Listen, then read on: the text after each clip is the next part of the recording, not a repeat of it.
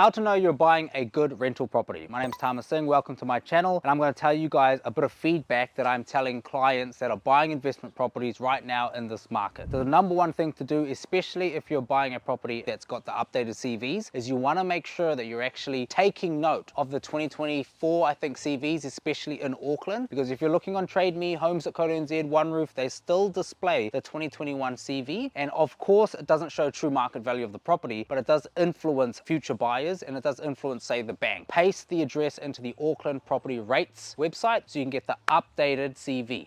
That's how you're going to know if you are either A, overpaying, and you'll get a more accurate costings of what the rates are. Don't rely on agents, because agents are still using the old CVs, even though they are out right now, because they're just relying on the software to update itself. So you, as a savvy investor that watches my channel, take things into your own hands, check it out. Hamilton are having their new CVs come out, I think, next week. So if you are looking at buying an investment property, or you're even your owner occupied, and you want to place your offer around CV for whatever reason, make sure you are waiting for that new CV to come out next week. It should be on the Hamilton's council website as well. To know that you are buying well, easy things that you could do is look at comparable sales around the area. If you were to buy the property and then sell the property, say in another month's time for whatever reason, you want to know that you are going to achieve a profit. Even if it's something small, like $10,000 to $20,000, at least you know that you are buying below market value. The other thing you want to do is look at online estimates using the online tools such as Homes, One Roof,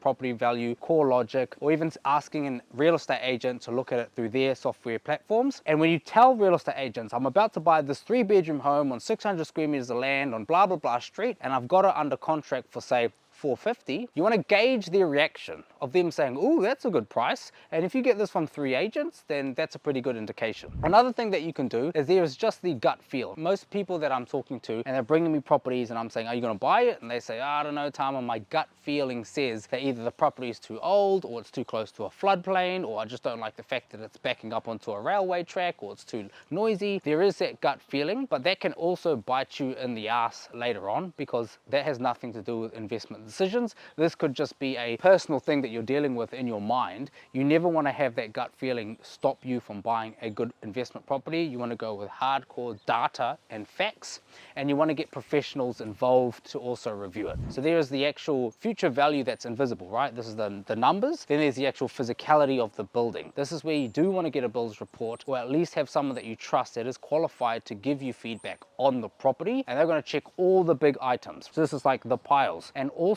the cladding. This is to keep it weather tight. And if it's going to be a investment property, legally it has to be super weather tight, no drafts, to maintain the Healthy Homes requirements, which is legally you have to be 100% flawless on this July 1st. Then you're going to move upwards towards the roof, and the roof, obviously you don't want to have any leaks. New Zealand has really up and down weather, harsh winds, huge amounts of rainfall. You want to make sure that they have proper guttering. You don't really want to buy properties ideally with flat roofs that have no eaves. You want the water to direct somewhere. It needs to have downpipes that go into proper outlets, otherwise it's just going to flood the area. And the other thing is insulation. This is again a legal requirement when you are buying a rental property, and I've just found out today, it's a side fact, we'll do another video on this, but if you are not compliant with Healthy Homes after July 1st, your tenant can actually take you to the tenancy tribunal, and the money that you might have to pay if you lose that goes directly to your tenant. Now that is a huge incentive for them to actually find things wrong with your rental and try and prosecute you so they can get a bit more money. So of course a building report is going to go ahead and tell you things that's wrong with the property. But the thing is, for most people that are average investors that aren't anywhere near qualified to review a builder's report, some of the ones that I like to use are color coded, where they just give a traffic light sort of system, and that way you can just take note of all the red parts and then pass it on to, say, another qualified builder to give you quotes on fixing that. When a builder's report gives you just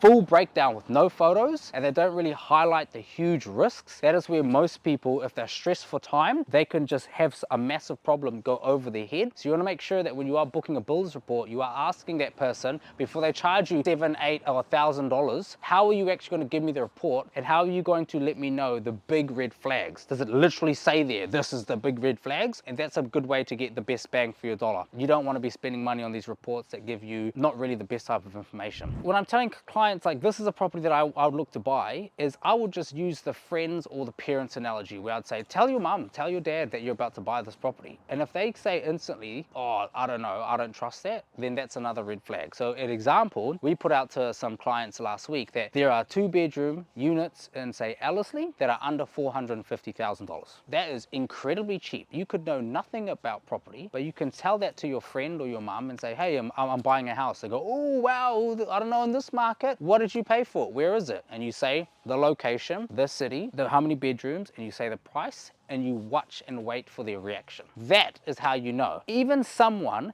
that doesn't know anything about property, when they heard that sentence, everyone I literally told was like, wow, that is super cheap. So that's just one of the things that to give you a little bit of indication if you're on the right track. One of the best and final things ever that you can do is to have someone that buys property all day, every day, reviews it, talks to agents, talks to mortgage brokers, talks to lawyers to help review the deal for you. So I've had a lot of people book calls with me saying, hey Tama, we've got this property under contract. Do you mind casting your eyes over it? If they're on the Investor Pro Leaders platform, they can just directly email me and I can review it all. They can send me that sale and purchase agreement to give my 2 cents on it, even review the building report and give them some tips on how they might be able to negotiate or buy it moving forward. That is absolutely the best way to know that you are buying a property that is going to be under market value, give you some future capital gains, and hopefully be cash flow positive if you are buying well, is to just send it to someone that is a property educator that knows what they're talking about. So if that is something that you want to do and just skip everything else that I said before that, you just book a call with me. There'll be the link in the description there. Quick 15-minute phone call. It's free, no obligations, and I'll just tell you a little bit about what my clients are doing, still buying property well under market value. Great deals are out there that you can take advantage of too. If you want more tips on property education, make sure you watch my other videos here.